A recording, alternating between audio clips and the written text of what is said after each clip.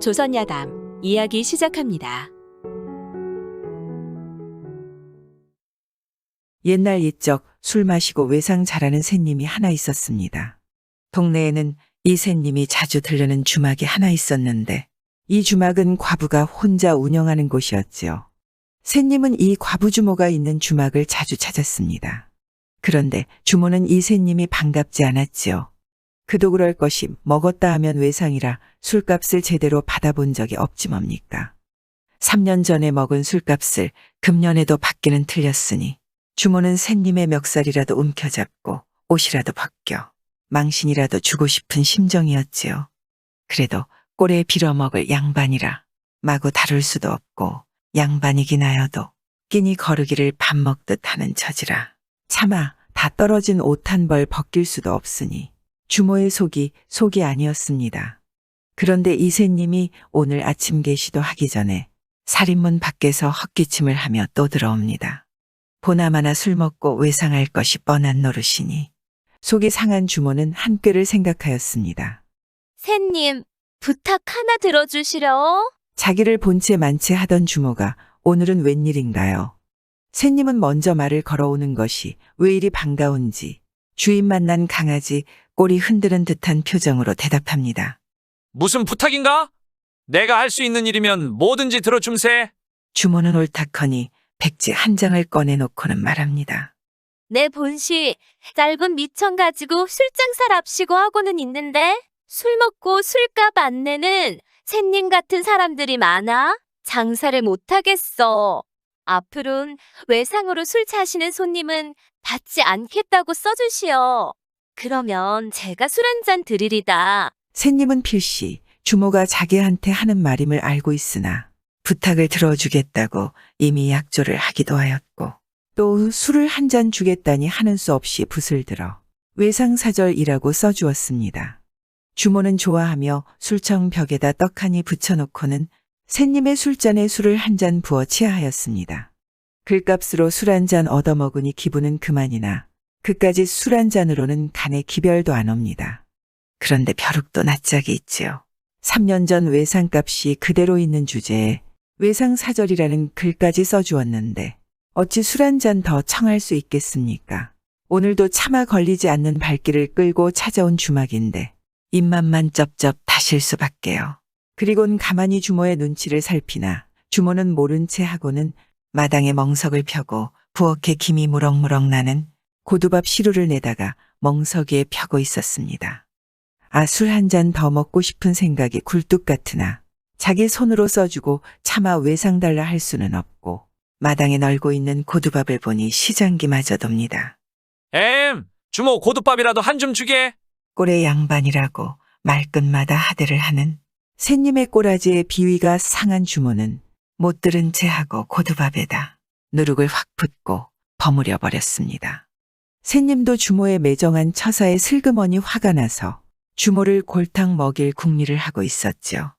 주모가 누룩 섞은 고두밥을 잘 펴널고 뒷곁에 무슨 볼 일이 있는지 돌아가자 때마침 닭들이 쪼르르 몰려와서는 멍석 위에 고두밥을 발로 헤집어가며 좋아먹는 게 아니겠습니까?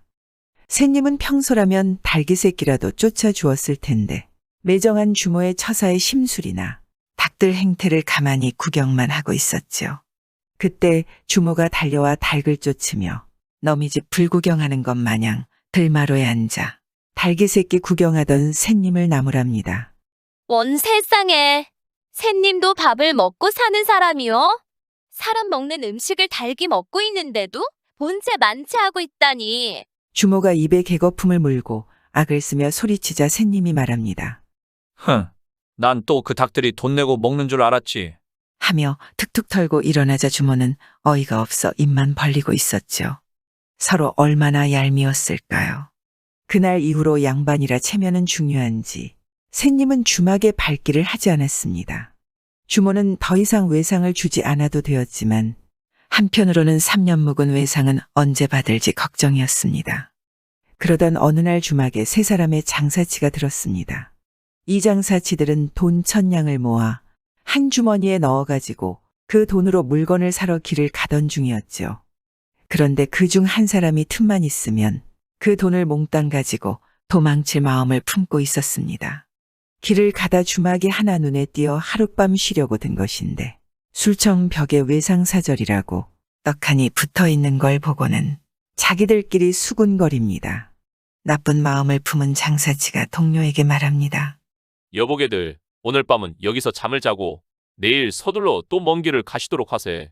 그런데 우리 셋 중에 혹여 음심을 품고 이 돈 만냥을 혼자 들고 도망칠 수 있으니 우리가 간수할 것이 아니라 이 주막 주모에게 맡기도록 하세. 그러도록 하세. 외상사절이라 쓰여 있는 걸 보니 일절 외상을 안 주는 것을 봐서 주모가 대쪽 같은 사람인가 보. 믿을만 할 것 같소. 모두 그게 좋겠다고 찬성하자 그 장사치는 주인 여자를 불러 말합니다. 잘 들으시오. 이것은 우리 장사 미천이요. 당신이 잘 맡아주시되 우리 세 사람 중 한 사람이 내달래도 절대 내어주어서는 안 돼요. 이 말을 들은 주모는 흔쾌히 승낙을 합니다. 외상으로 술 먹고 안 갚는 논팽이도 있는 마당에 돈 맡기고 술 마시고 빈방도 놓을 수 있으니 마다할 이유도 없었죠. 그리곤 세 사람은 방으로 들어 한참 동안 흥겹게 떠들면서 먹고 마셨습니다. 날이 어둑해지자 술은 많이 취했습니다. 그러자 딴 마음을 먹은 친구가 두 사람에게 말합니다. 난 머리가 근지러워 좀 감아야겠는데 누구 빚을 가져온 사람 없는가? 주모한테 빌려달래지 그러나. 뭐 빚쯤이야 안 빌려주겠는가? 동료들이 이렇게 말하자 그 장사치는 부엌으로 들어가 주인 여자에게 속삭입니다. 이제 돈 주머니를 돌려주시지요. 세 분이 같이 오시든지 동행하는 분이 당신한테 내드리라고 하기 전에는 안 돼요. 주모가 딱 잘라 거절하자 딴 마음을 먹은 장사치는 방에서 술을 마시는 동료들을 향해 큰 소리로 말합니다. 여보게들, 이 처자가 좀처럼 내주지 않네 그려. 그러자 방에 있던 장사치들은 빚을 안 내준다는 줄로만 알고 주모, 거 좀 내주시오. 이 말을 들은 주모는 하는 수 없다는 듯이 돈 만냥이 든 자루를 내주었습니다. 만냥 돈 주머니를 쥔 사내는 뒤도 안 돌아보고 그 길로 주랭랑을 놓아버렸지요. 다른 두 사람은 아무리 기다려도 머리 감으러 나간 친구가 들어오지 않는 것이 수상합니다. 의심쩍은 생각이 들어 주모를 불러 빚을 가지고 어디로 갔는지 물어보았습니다. 그분이 돈 주머니를 달라고 하던데요. 당신들이 내주라고 하기에 주었더니 그것을 가지고 어디론가 가버렸습니다. 우리들은 빚을 내주라고 했는데. 그 양반은 빚이란 말은 한마디도 하지 않더이다. 세상에나 이 얼마나 기가 막힐 노릇인가요. 화가 난 나머지 장사치들은 날이 밝자 주모를 관가에 고발하였습니다. 누구의 잘못이랍니까? 이야기를 다 들은 사또는 선고합니다. 그것은 저 여자 잘못이니 이달 안에 돈주머니를 물어주도록 해라. 관가를 나온 주모는 기가 막히고 코가 막힐 노릇입니다. 돈 만냥을 물어주라니요. 하늘이 무너지는 심정이었지요. 때마침 관가 앞을 지나가던 새님이 울고 있는 주모를 발견하였습니다. 아무리 엊그제 자신을 박대하던 주모이지만 3년간의 외상 준 정이 있지 않겠습니까? 그래 아는 체를 하였지요. 주모 왜 그리 슬피 우시오? 하늘이 노랗기만 한 주모가 돌아보자 이게 누구입니까? 그래도 양반이니 다르지 않을까 싶어 이차저차 사실 얘기를 하였지요. 한참을 듣고 있던 새님이 대수롭지 않다는 듯 말합니다. 그까짓 걸 뭘 걱정을 하는가? 내 술 한 상 차려주면 해결 방도를 알려주리다. 3년간 외상도 못 갚는 위인이 술 먹고 싶어 한다는 소리인 듯 싶었지만 어찌하겠습니까? 장사고 뭐고 지푸라기라도 잡는 심정으로 주막으로 와 새님에게 술 한 상 내주었지요. 새님은 목마른 모마냥 벌컥벌컥 내온 술을 비웁니다. 그래, 방도가 뭐 있겠습니까? 그야 뭐 어렵단 말인가? 다시 관아에 가서 내 일러주는 대로 고하게. 이야기를 들은 주모는 한달음에 다시 관아로 달려갔습니다. 그리곤 다시 사또 뵙기를 청하고는 새님이 일러준 대로 말했죠. 애초에 세 사람이 같이 오기 전에는 돈 주머니를 내주지 않기로 약조를 하였으니 세 사람이 같이 오면 돈 주머니를 돌려주겠습니다. 이 말을 들은 사또는 장사치들을 불러 그것이 사실이냐고 물었습니다. 이에 장사치들이 그렇다고 말했죠. 그렇다면 그대들은 같이 가서 달아난 한 사람을 잡아 데리고 오너라. 그러면 여인이 그 돈을 돌려줄 것이다. 장사치들은 할 말이 없게 되었습니다. 얼마나 다행입니까? 주모는 기뻐하며 그 길로 주막으로 돌아갔습니다. 가서 보니 새님이 술독을 내와서는 아직도 술을 마시고 있는 게 아니겠습니까? 3년치 외상은 어찌 되었을까요? 그 뒤로 술청의 새 문구가 덧대어졌습니다. 외상사절, 새님은 공짜. 세상에는 남들과 다르게 생각하고 사는 사람들이 있습니다.